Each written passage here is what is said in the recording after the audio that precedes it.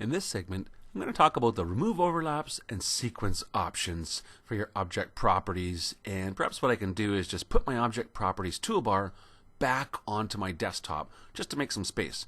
So just to show you how to do that, I click on the top of my toolbar, and now you can see here that there's these little windows that come up, I guess little options. So where do you want to place it? If I want to put it on the right hand window, I can just click on that spot and it puts it in place. Now I can use this slider to decide how much space I'm willing to dedicate to that toolbar. And now I'm ready to go. And perhaps what I'll do is I'm just going to delete this object. And I'm going to create a couple of objects, and I'll just stick to simple shapes like an ellipse, but I'm going to overlap them. Okay, so where we have now is two objects, and remember each one is a complete circle. But the concept in object properties is how do you control the overlaps? What do you want the software to do where two pieces of fill are overlapped? And you can see right now that remove overlaps is set on auto. The choice is basically auto, never, or always. Okay, and so we'll start with that. So everything's set on auto for these two weave fills, and what I'm going to do just to show you how it works, I'll just zoom in. I'm going to pop up the slow redraw tool, and we'll just basically get it started, and it's going to sew really quickly, but you can see quite clearly that what it's done is it's created, first of all, I'm just going to stop it right there.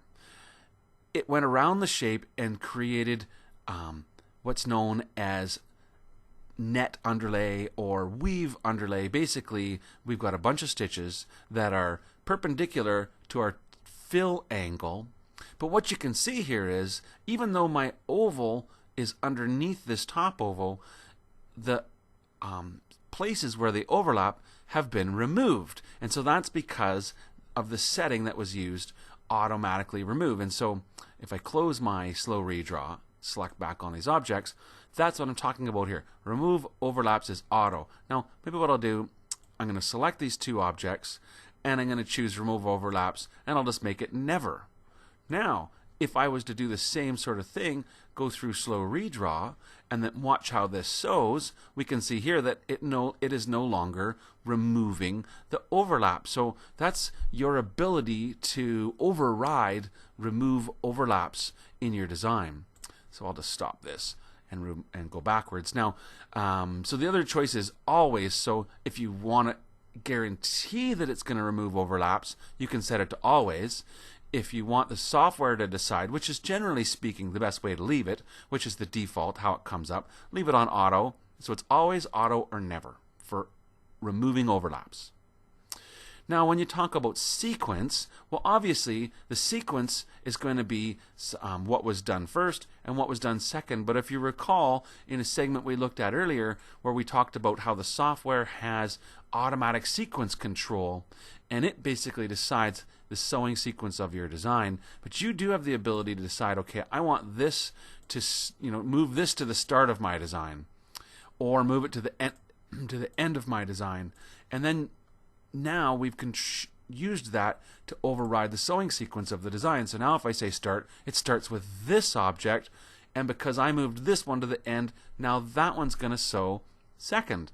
So yeah, here we are watching our design sew at 8,000 stitches per minute, and don't you wish our machines could just blast it off like that? But anyways, it's very helpful. The slow redraw is a very helpful tool in being able to see how is my design going to be stitched.